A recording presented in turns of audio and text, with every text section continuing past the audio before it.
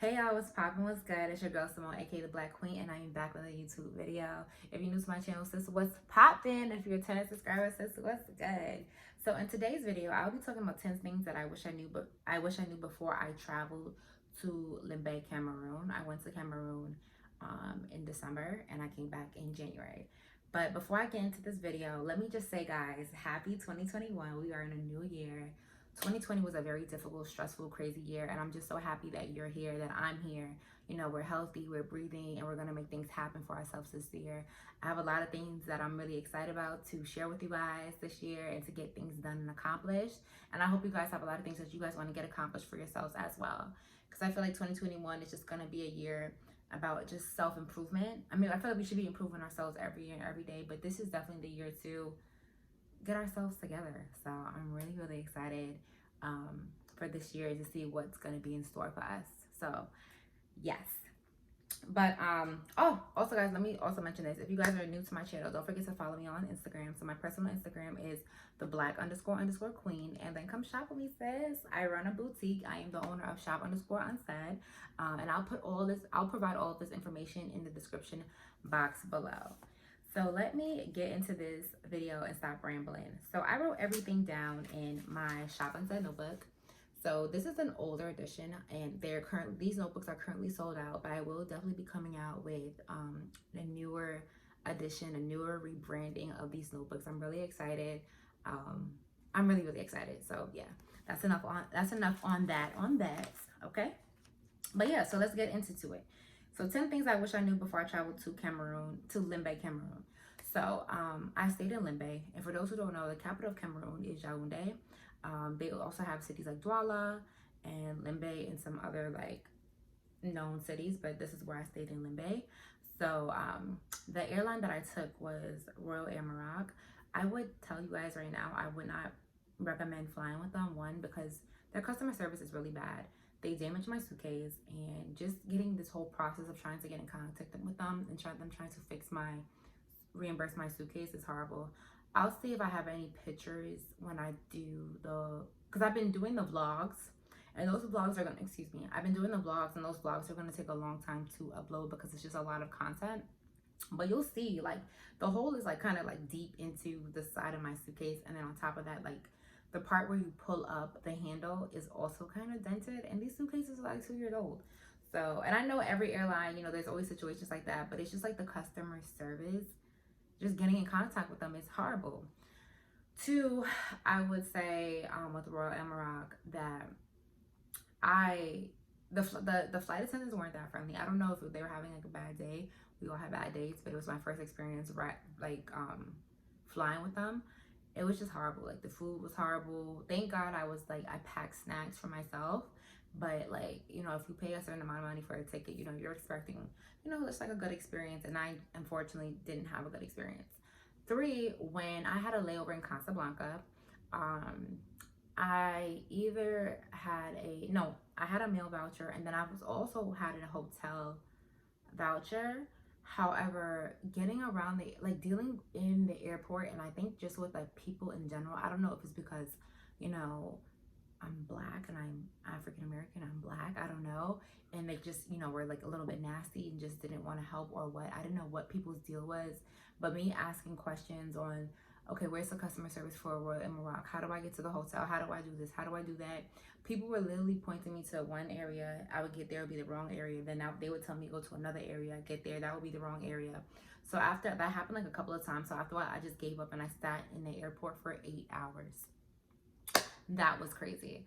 And I didn't even eat anything because like I had the meal voucher. And then, okay, so that was going one way, right? So even when coming back home, whatever, I had the same flight from New York to Casablanca, then from Casablanca to LIMBE, and then going back was LIMBE to Casablanca, then Casablanca to LIMBE. So when I was flying back from LIMBE to Casablanca, I had like a meal voucher, and my wait time was a little bit more shorter, so I didn't have to wait 8 hours. It was more like 6 or like 5, which is not too bad because I had things to do anyway. However, I was still getting the runaround for the meal voucher, and it was just like, bro, like, do I eat or not? So I just ended up buying stuff in the airport. But one thing I will say about the Casablanca airport is that it's actually really, really nice. The people are not that friendly.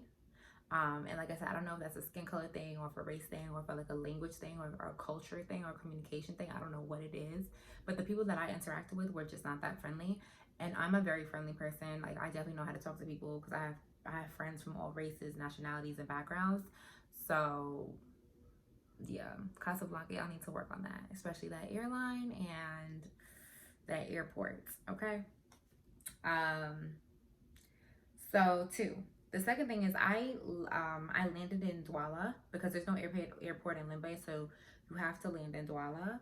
Douala is a French speaking city, right? They heavily speak French. There's people that speak English and other languages, but they heavily speak French. So people are coming up to me speaking French. And I was a little nervous, I'm not gonna lie, because like, and I feel like I always get nervous anytime I go to a new city, but I was just, especially, I get especially nervous when I go to African countries. I don't know why. Like, I just get nervous. You know, you're in a new space, in a new city, you don't know how things are gonna be.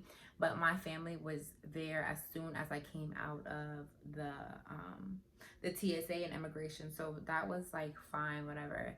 But like the scary part about this, especially if you travel to Cameroon and Douala and Limbe, while you're driving from Douala, which is like maybe a 2 hours or an hour and 30 minutes drive, it's really like really dark. Like the city, like between those two cities, there's like very limited lighting. And my family has like drivers out there, whatever. So the driver came with my family, picked me up, whatever, and drove us to Limbe. However, there's a lot of corruption in Cameroon. So while we were driving, and I think I have this like video recorded, and go watch my travel vlogs so you guys know what I'm talking about. But there's like 7 checkpoints that I experienced. I don't know if I got these on camera because I was actually a little scared because I didn't know what was gonna happen. Because these police officers have these really big machine guns, and like it's crazy. Like they have these big machine guns and they want to check your documents, they want to check your passports. Sometimes my uncle or the driver like had to give them like 200 or 500 or 1000 I think it's CFS or CFA. I wish I had the money right now, but the money is like downstairs in my bag. I have to pay these guys in order to get through. Sometimes like you don't have to pay them if you know how to speak. And thank God we have a cousin that works in the military, so we were able to go through freely, but at certain checkpoints. But like I said, like if you're someone that's never experienced that before, it's really it's scary. Like it was 2 o'clock in the morning when I landed. It was just very scary, and I hope you guys can understand like what I'm saying. Like it was just very scary. Okay, so my third thing is I asked one of my cousins, and she was telling me, oh yeah, Limbe is like Lagos, you know, just look cute and have fun. I'm like, okay, cool. So if you didn't look at my travel vlog when I went to Nigeria was very lit. Like Lagos is a very lit city. It's just like living in New York City, honestly, or in America, almost, but just with the Nigerian twist to it, whatever. And I knew I was not traveling to Nigeria, and I knew I was going to Cameroon, to Limbe. But like, you know, I'm thinking that, oh, I'm gonna look cute, this and that. No, sis. No. A lot of my shoes got messed up. I do acrylic on my toes. All the acrylic like popped off, fell off, or broken, so my feet are like still like messed up.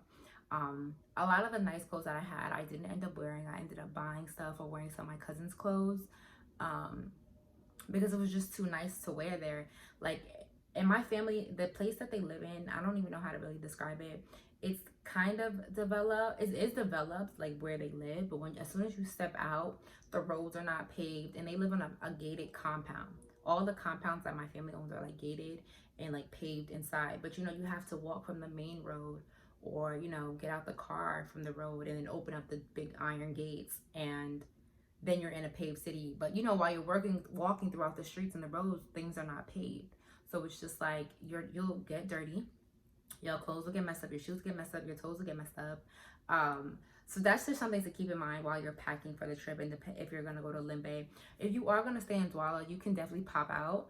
I didn't get a chance to really experience Douala because I had so much family in Limbe that I just needed to see. It's a lot of older aunties and uncles that I just needed to pay respects to and see. So I didn't get a chance to experience Douala like the way I wanted to, but I'm definitely gonna go back and I'll do an update video on that one. The fourth thing, oh yeah, I kind of talked about this, whatever, but don't bring a whole bunch of clothes that you care about. Bring very comfortable clothes, but still be stylish and still be cute, because that's just what we do, period. But like I said, like it wasn't like a pop out city, like, you know, because I was getting the first couple of days when I realized, I'm like, you know, these are only clothes I bought to look nice. I didn't really even take pictures in them because one, there wasn't like a lot of like the places that we were going to, like the markets and stuff like that, there weren't really like nice places to take pictures at. I'm not gonna lie. So yeah. Five, I would recommend, highly recommend, is bring a Wi-Fi box. I didn't have one. Because in Nigeria, I literally like, but I stayed in Lagos. Keep in mind, because there's also a lot of undeveloped places in Nigeria, but I stayed in the city of Lagos, so that city is very developed. Limbe, like I said, is not like the major city and it's not like developed. It's kind of like living in the village area. And I did end up staying in like certain village parts because I stayed there for a couple of weeks, so I was moving around a lot. But you should bring a Wi-Fi box, which I didn't have, but thank God my cousins had, or my uncles and aunties had. You should also bring a power bank. I had a power bank when I went to Nigeria, but I for some reason I forgot it here, and then I had to order another one, and it didn't come in time. So that was just also really stressful because, you know, I feel like when you're traveling outside the country, it's always just good to have your phone on you because you're taking pictures, you're vlogging, but then also just in case of emergencies, or if you want to ask your friends or your family how much should certain things be, because there's some people that will cheat you. Okay, they will cheat you because they'll pick up that you're not from this country. They'll hear that you're American, and then like, okay, you got money, so let me see how I could play you. And you're not gonna do that because I'm gonna call my cousin or my uncle or my auntie and tell them how much I should pay. Okay. Sorry guys. Number six, I would say, and this is just my personal opinion, Limbe is not as clean as I thought it was going to be. But like I said, Limbe is not a developed city. It's more of like a village-like setting. There are like certain areas that are developed in Limbe, but overall, like the city is not developed. There has to be a lot of things that the country has to improve on overall. So just keep that in mind, you know, especially when you travel. It's always good to go with an open mind. And I definitely went there with an open mind, but it was just sad to see in 2021 that things haven't changed. Because my dad was trying to already prepare me, saying how this is how this is, this and how this is, and this and this and that and that. He was definitely trying to prepare me for the trip. However, I didn't really believe him. I'm like, it's 2021. You haven't been there like 2 years, 3 years, so you really don't know. You haven't been there in several years, so it's like you kind of really don't know what's going on. But everything that he said was factual. So that's just something to keep in mind. So what is the seventh thing?